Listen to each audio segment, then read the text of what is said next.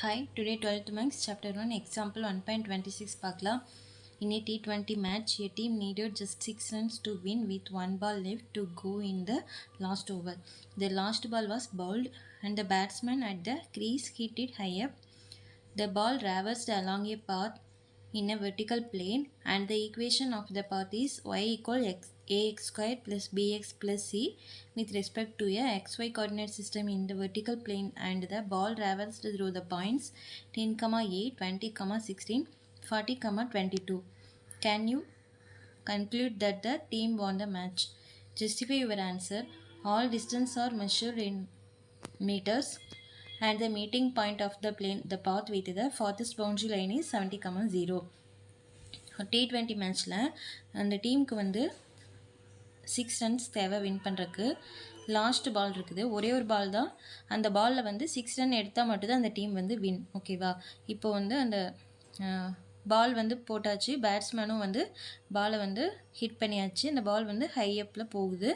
இப்போ அந்த பால் வந்து 6ல் போயிருக்குதா இல்லைன்னா அவுட்டா அப்படின்னு சொல்லி நம்ம பார்க்கலாம். ஓகேவா? இப்போ இந்த பால் வந்து 6 போயிடுச்சு அப்படின்னா அந்த டீம் வந்து வின்னு, இல்லை 6 போகலை அப்படின்னா இந்த டீம் வந்து வின் கிடையாது. இப்போ இந்த டீம் வந்து வின் ஆச்சா இல்லையான்னு சொல்லி நம்ம கேட்டுருக்குறாங்க.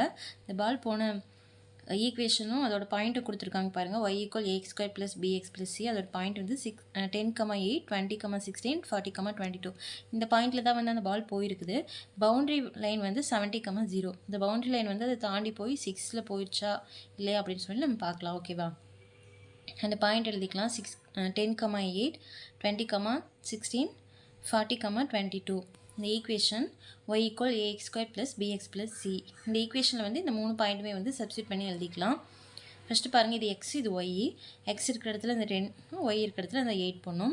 a x ஸ்கொயர்டு, x ஸ்கொயர்டுங்கும் போது 10 வந்து ஸ்கொயர் பண்ணுறோம். 10 ஸ்கொயர் பண்ணும்போது 100. ஸோ 100a ப்ளஸ் bxக்கு வந்து 10b. எக்ஸுக்கு பதிலாக 10, அப்புறம் b 10b plus c equal இந்த y வந்து இந்த சைடு எழுதியிருக்கிறேன். y வந்து என்னது 8. ஸோ 8.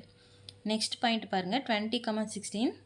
எக்ஸ் வந்து 20. ஸோ 20 ஸ்கொயர் பண்ணும்போது 400a plus 20b plus c equal 16. Next 40 வந்து ஸ்கொயர் பண்ணும்போது 1600.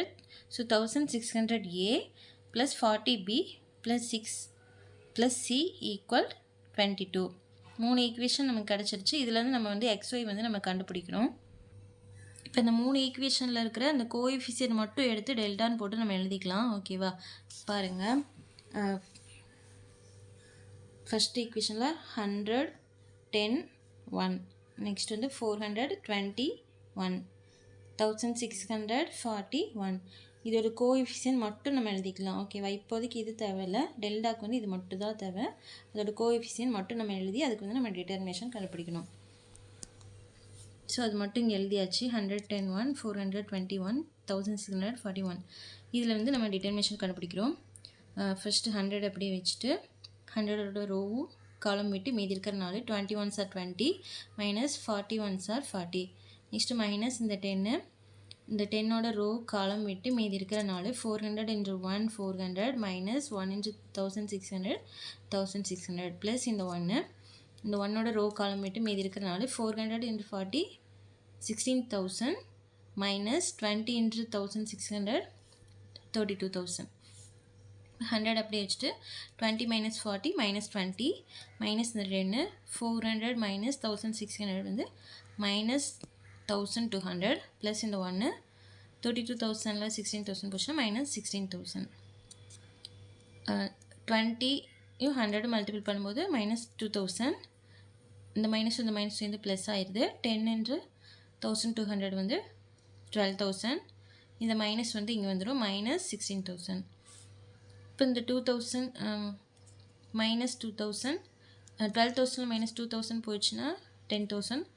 அப்புறம் 16,000ல் அந்த 10,000 போயிடுச்சுன்னா மைனஸ் 6,000.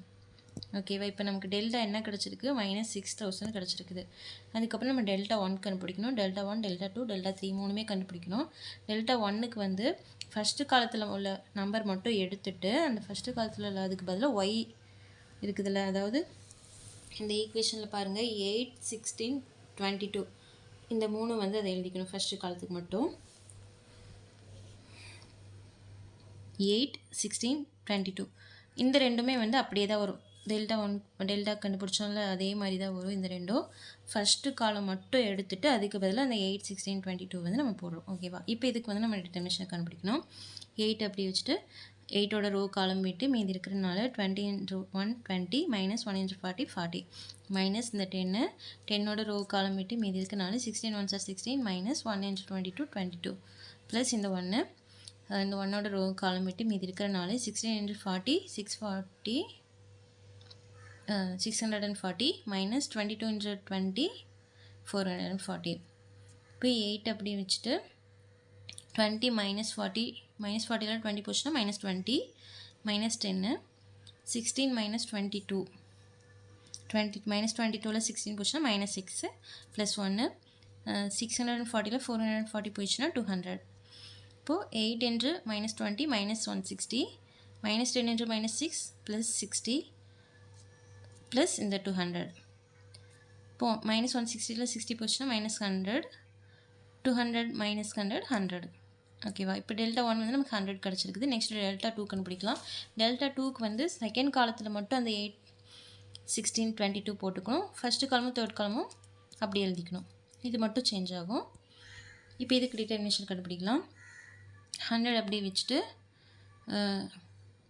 இப்போ இதுக்கு இன்னொரு மெத்தடும் இருக்குது. இந்த நம்பர்ஸ் வந்து உங்களுக்கு கஷ்டமாக இருக்குது அப்படின்னு தோணுச்சு அப்படின்னா இந்த ஒரு காலத்தில் மூணுலேயுமே வந்து ஒரே நம்பரை வந்து காமனாக எடுக்க முடியும் அப்படின்னா நம்ம காமனாக எடுத்துக்கலாம். இப்போ இது மூணுலேயுமே வந்து 100 வெளியே எடுக்க முடியும். ஸோ வந்து 100 வெளியே எடுத்துக்கலாம். இந்த மூணுலேயும் வந்து 2 வெளியே எடுக்க முடியும். ஸோ 2 வெளியே எடுத்துக்கலாம்.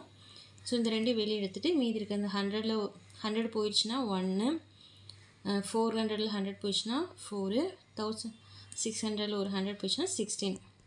நெக்ஸ்ட் இந்த ரோவில் 8ல் 2 காமனாக எடுத்தால் 4 16ல் வந்து 2 காமனாக எடுத்தால் 8 22ல் 2 காமனாக எடுத்தோன்னா 11. அதுக்கப்புறம் இந்த 1 1 இது மாதிரி போட்டு கூட நம்ம டிட்டர்மினேஷன் கண்டுபிடிச்சிக்கலாம். இல்லை டைரெக்டாக கண்டுபிடிக்கிறனாலும் கண்டுபிடிச்சிக்கலாம். இது மாதிரி கண்டுபிடிச்சா கொஞ்சம் கேர்ஃபுல்லாக கண்டுபிடிக்கணும். இந்த 100 2 மல்டிபிள் பண்ணால் 200. அதுக்கப்புறம் இதுக்கு வந்து நம்ம டிட்டர்மினேஷன் கண்டுபிடிச்சி எழுதியிருக்கிறோம். இந்த 200 வந்து இதுக்குள்ளே வந்து நம்ம தனியாக தான் லாஸ்ட்டில் தான் மல்டிபிள் பண்ணணும். ஃபஸ்ட்டே மல்டிபிள் பண்ணிட்டோம் அப்படின்னா கன்ஃபியூஸ் ஆயிரும். 200 லாஸ்ட் ஸ்டெப் வரைக்கும் கொண்டு வந்துட்டு இது தனியாக டிட்டர்மினேஷன் கண்டுபிடிச்சி அந்த லாஸ்ட் வர ஆன்சர் கூட மல்டிபிள் பண்ணால் தான் ஆன்சர் கரெக்டாக வரும். ஃபஸ்ட்டே வந்து நம்ம இதை வந்து உள்ளே வச்சு நம்ம மல்டிபிள் பண்ணி ஸ்டெப் பண்ணிடக்கூடாது. ஓகேவா? இப்போ டைரெக்டாக போடுற மெத்தட் பாருங்கள். வெளியே எடுக்காமல் போட்டுக்கிறேன்.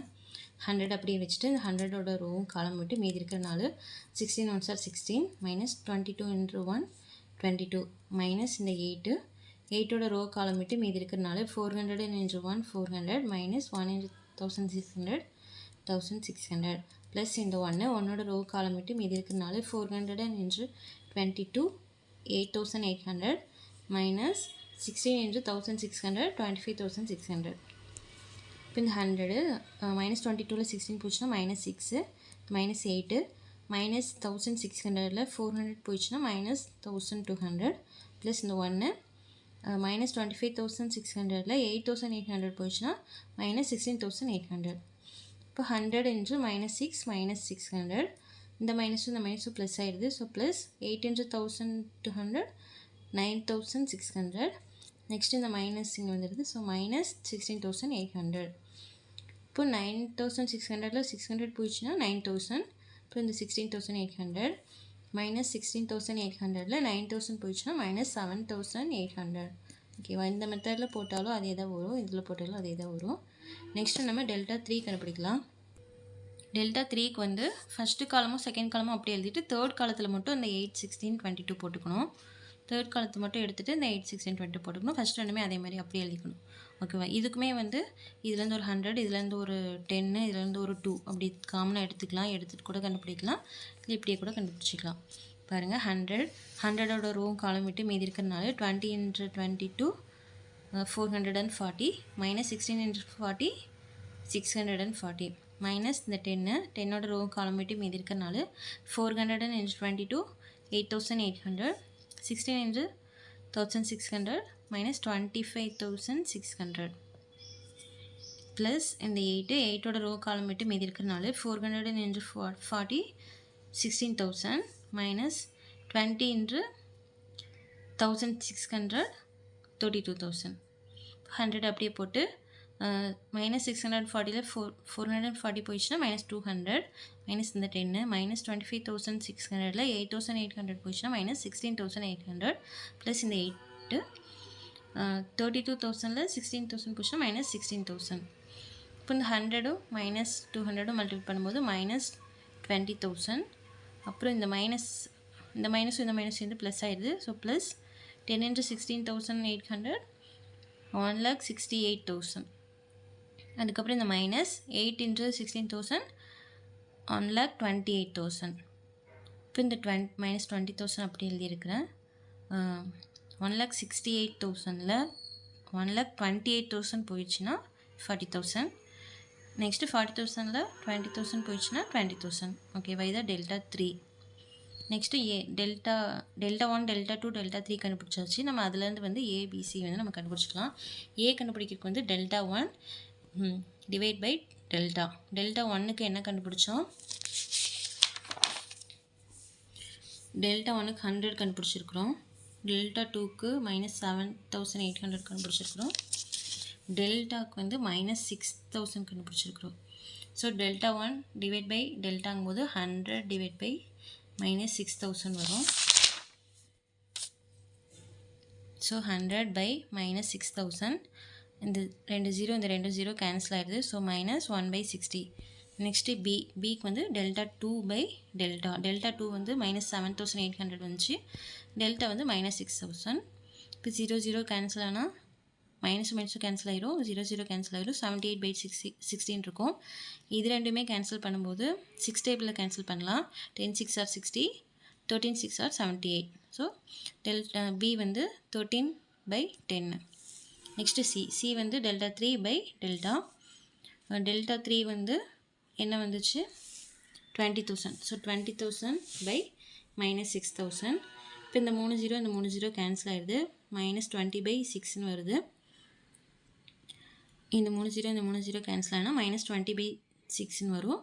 இது கேன்சல் பண்ண 2 டேபிளில் கேன்சல் பண்ணலாம். 3 2s are 6, 10 2s are 20. So minus 10/3. இப்போ அந்த ஒய் கொடுத்துருந்தாங்களே அதில் வந்து நம்ம இந்த ஏபிசி ஆன்சரை வந்து நம்ம சப்ஸ்டியூட் பண்ணிக்கலாம்.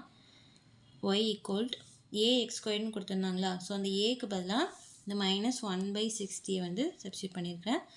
ப்ளஸ் பிக்கு பதிலாக 13/10. பிக்கு பதிலாக இந்த 13/10 ப்ளஸ் சி கொடுத்துருந்தாங்க. ப்ளஸ் சிக்கு வந்து மைனஸ் 10/3.